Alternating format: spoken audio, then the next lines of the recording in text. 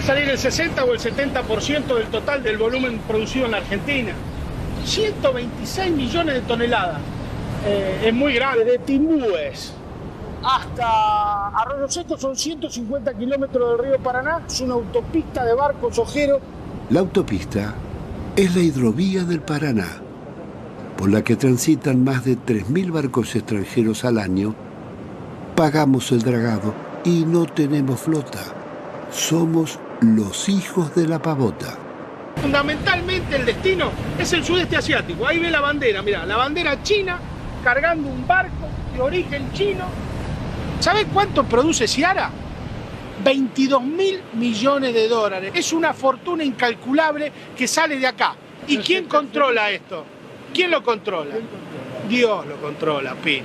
Y Dios parece que dicen que Dios protege a los malos cuando son más que los buenos. En este caso parece fiscal con la exportación de cereales. Muchas de las empresas que están aquí triangulan sus operaciones con distintas partes del mundo. Por ejemplo, el grano físico puede salir de Cargill, Argentina, y facturarse en Montevideo, facturarse en un puerto lituano o con Rotterdam. Todas esas triangulaciones financieras, muchas de ellas van a alimentar las cuentas offshore que se conocieron últimamente con el nombre de Panama Papers. El problema de la hidrovía no es un hecho revolucionario. Es resolver un problema que tenemos nosotros para conectar el norte del país con la salida al Atlántico. Para que eso pueda ocurrir, necesitamos dragar mucho los ríos esos. Ese trabajo del dragado de un río como el Paraná no lo puede hacer cualquiera. Y si lo quisiera hacer el Estado, tendría que hacer una inversión millonaria. No tenemos esos barcos, digamos. No existe, no los tenemos nosotros. Y hay muy pocas empresas en el mundo que hacen eso. Entonces, ¿qué he planteado yo? Miren, el río Paraná y el río Paraguay es un tema nodal para el desarrollo del norte. Que todas las provincias ribereñas de esos ríos participen en la licitación, en la adjudicación y en la administración de esos ríos. ¿Qué podemos cambiar de lo que es presente? Bueno, hoy en día, por ejemplo, lo que sería el peaje del uso de la hidrovía, lo cobra el concesionario y después le rinde cuentas al Estado. ¿El concesionario es una empresa argentina? Hoy es la belga. Ah, hoy es la belga, ok. Asociado a una empresa argentina. Ah, está. ¿Okay? Pero digo, lo que podríamos hacer es que cambiar esa regla, que el Estado cobre el peaje y después le pague la concesión. No que cobre la concesión y después se lo rinda al Estado. Impresionante el contraste entre las estupideces que se discuten habitualmente y cómo cuesta entender las cosas importantes. O por lo menos cuesta que se las discuta como se merecen. Fíjense hoy mismo. Todo el día estuvo la radio, los canales, estuvieron invadidos de la discusión sobre El Elegante. El Elegante es un muchacho que hace trap, que le está yendo muy bien en el exterior. Ayer aludió a él Cristina Fernández de Kirchner en su discurso y dijo que El Elegante había compuesto uno de sus primeros temas con una notebook del plan Conectar Igualdad y con un micrófono de 1.000 pesos, y que esto demostraba que, bueno, que la notebook servía para muchas otras cosas. Y es verdad que en su momento el gobierno de Mauricio Macri discontinuó el plan Conectar Igualdad, tanto que cuando bien asumió Nicolás Trota encontró un galpón donde había no sé cuántos miles de computadoras que no habían sido entregadas y que habían envejecido y que hubo que ponerlas a punto para poder distribuirlas. Todo eso es verdad.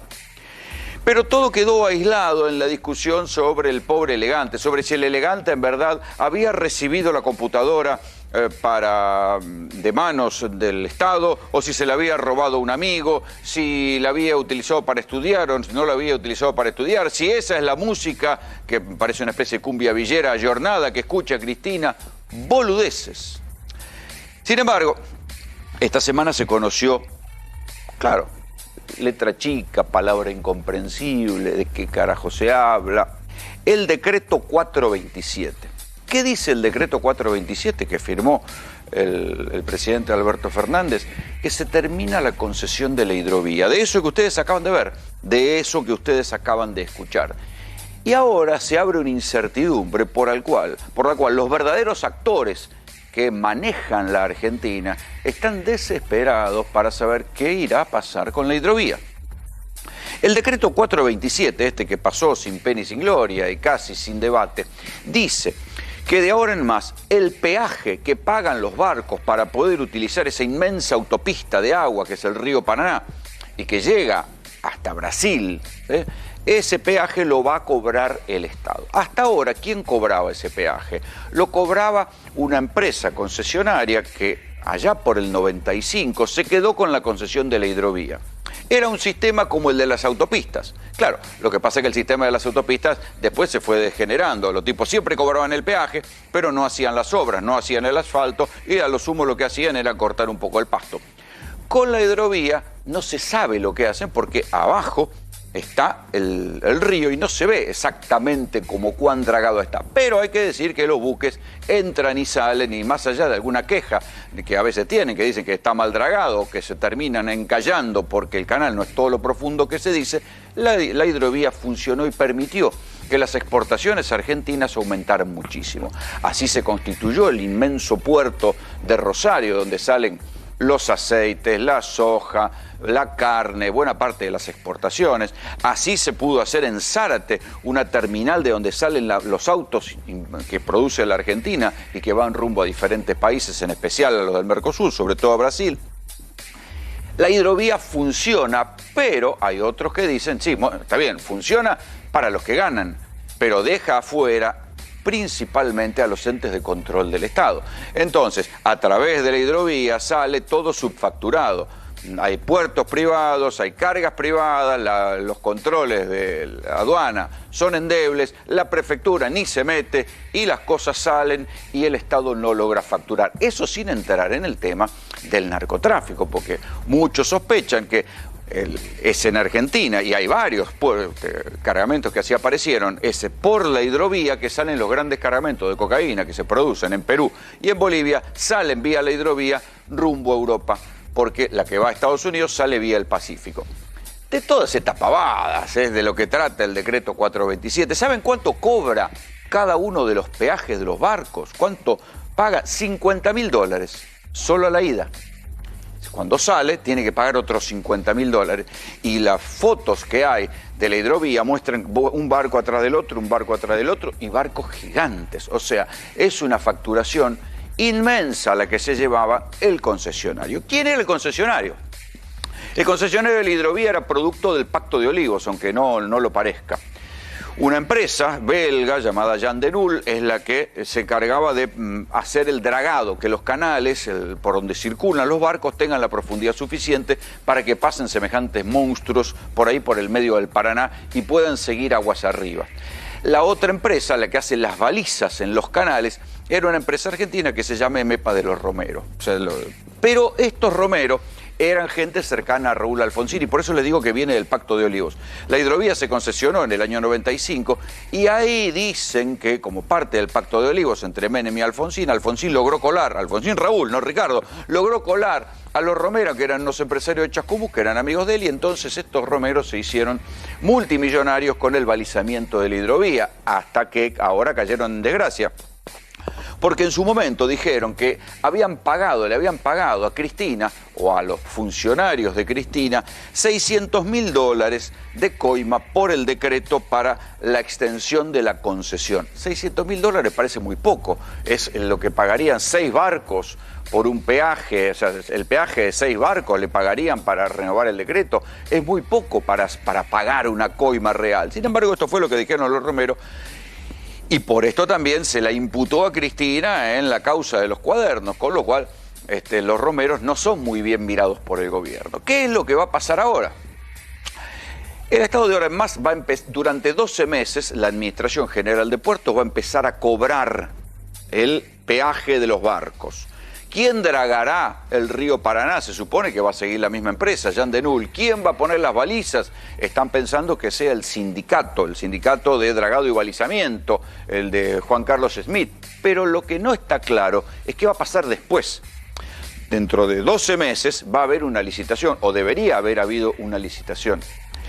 Lo interesante de todo lo que se está discutiendo con la hidrovía es que es una muestra más de las idas y vueltas que tiene el gobierno de Alberto Fernández, que ya cambió 3 veces de posición respecto de lo que había que hacer en la hidrovía. En la entrevista que está en el comienzo del programa decía que de ninguna manera el Estado se iba a hacer cargo de la hidrovía. ¿Qué pasó ahora? El Estado se hizo cargo de la hidrovía, por lo menos va a empezar a cobrarle. Va a cobrar el peaje y se va a dar vuelta y le va a encargar las obras de balizamiento a un concesionario o a alguien que tenga las máquinas, que seguramente, como el plazo va a ser de 1 año, será la empresa de Jean Denul.